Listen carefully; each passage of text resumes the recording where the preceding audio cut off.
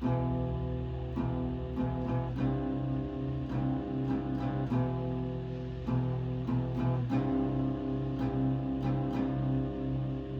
que uma música tão simples e enxuta, com 2 acordes, uma letra super curta, com uma performance vocal tímida e um arranjo de instrumentos simples, pode ser tão efetiva e emocionante? A música Something in the Way da banda Nirvana provou que não é preciso fazer nada complexo, alto ou espalhafatoso para se tornar expressivo ou eloquente.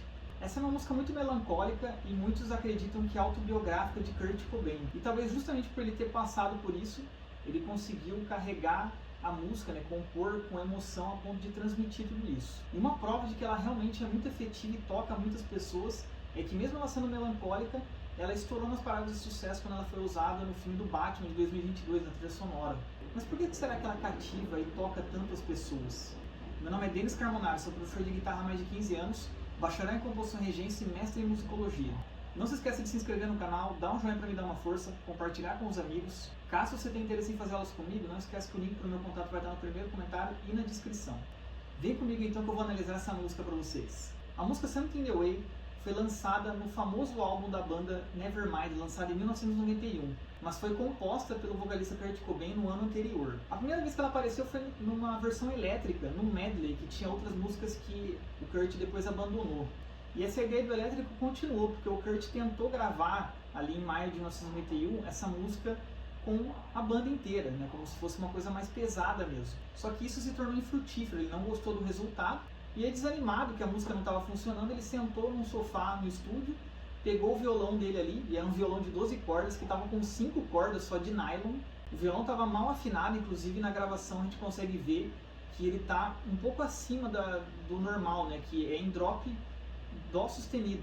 Então está um pouco acima também, meio desafinado.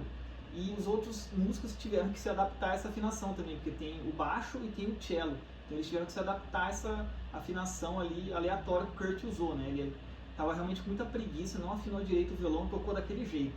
Só que o produtor Butch Vig, ele ouviu o Kurt cantando e gostou muito da versão que estava acontecendo ali. Então ele fez o que? Ele desligou o ar-condicionado e aumentou os microfones para poder captar o Kurt, porque realmente ele estava cantando bem desanimado ali, para baixo, provavelmente num efeito meio depressivo, O Kurt sofria de depressão. Então ele estava realmente muito desanimado tocando. E o cara gostou disso e gravou daquele jeito. E isso foi o que ficou para a gravação original. E aí, como eu disse, os outros músicos tiveram que se adaptar, tanto à afinação quanto ao andamento dele um pouco, vamos dizer, irregular. E o baterista teve que tocar muito baixo. Ele tinha, o Dave Grohl tinha vontade de tocar muito alto sempre, a banda pedia isso no geral, desde que ela começou, era muita gritaria. Então ele teve que segurar a onda para que a música ficasse com aquele clima melancólico e intimista. Musicalmente, Something in the Way é muito simples. Em um outro vídeo que eu gravei falando da Smells Like Teen Spirit, teve muita gente criticando, os haters falando que é uma coisa muito simples, que Nirvana é muito simples e etc. E aqui eu vou falar de novo, que a complexidade não tem a ver com a qualidade artística, Não é necessário que você faça uma coisa difícil ou complexa para que ela se torne efetiva, expressiva. E aqui o Kurt novamente apelou para isso. Pode ser que ele realmente não tivesse capacidade, não tivesse estudado nem nada, mas com o que ele sabia, ele fez algo que muitas pessoas, sabendo muito, não fazem.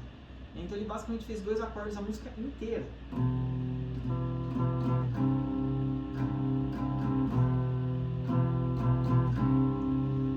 E ele realmente fez em power chord, ainda nem o acorde completo.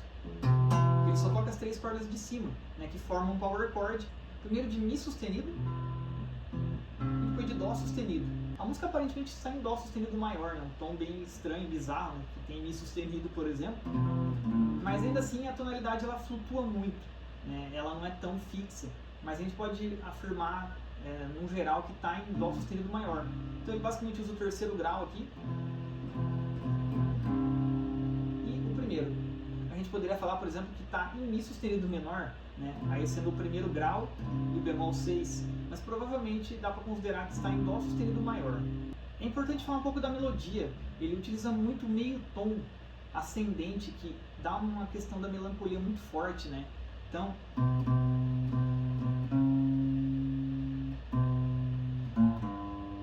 something in the way, esse meio meio tom, dá uma pegada melancólica. A melodia também é simples, mas ela usa intervalos muito importantes para causar essa melancolia toda.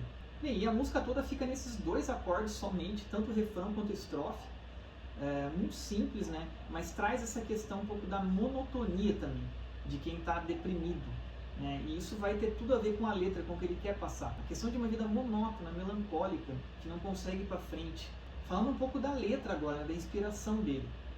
A música, muitos acreditam que é autobiográfica, por mais que não tenha comprovação disso. E ele ter dormido embaixo da ponte não é comprovado também. E aí dizem que ele dormiu embaixo da ponte Yonge Street Bridge, na cidade natal dele, Aberdeen, de Washington.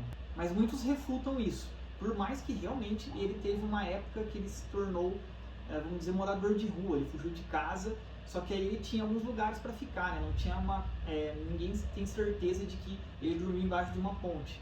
Né? Muitos consideram que ele conseguiu ficar em alguns lugares, por exemplo, hospital, casa de amigo e etc. Ele entrava em velhos prédios de apartamentos e dormia, por exemplo, nos corredores. De qualquer modo, foi um período super tenso, porque ele fugiu de casa, ele não tinha onde ficar exatamente. E claro que não descartamos a possibilidade de ter dormido embaixo de uma ponte. Para ele ter conseguido fazer uma música tão profunda assim, tão pungente, a gente pode pensar com certeza que ele teria dormido embaixo da ponte pelo menos algum dia. Ele próprio disse que ele pensou na música como se fosse ele morando embaixo da ponte e sofrendo de AIDS. E ele próprio falou isso. Mas ele não confirmou que ele fez isso de fato e ele não tinha AIDS também. E a letra ainda mostra aquele lado mais sensível, mais, vamos dizer, afetado do Kurt. Como, por exemplo, quando ele fala que não tem problema comer peixes porque eles não têm sentimentos. Então esse cuidado que ele tem com o que tem sentimento.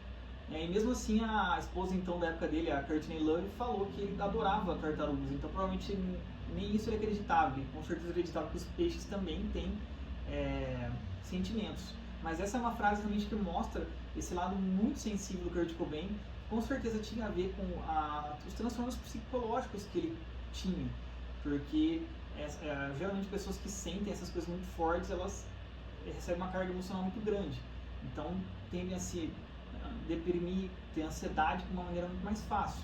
Mas resumindo, o grande trunfo dessa música para mim está de fato na simplicidade e está de fato na escolha das pequenas coisas que ele teve que escolher, nos 2 acordes que ele usou, né, que fica indo e voltando como se fosse um pêndulo, né, esse ritmo tan, dan, dan, dan, dan, dan, parece que ele está caminhando, mas indo para o mesmo lugar sempre, né, tem algo no caminho dele que impede ele de continuar. Então essa sensação dos 2 acordes traz muito isso.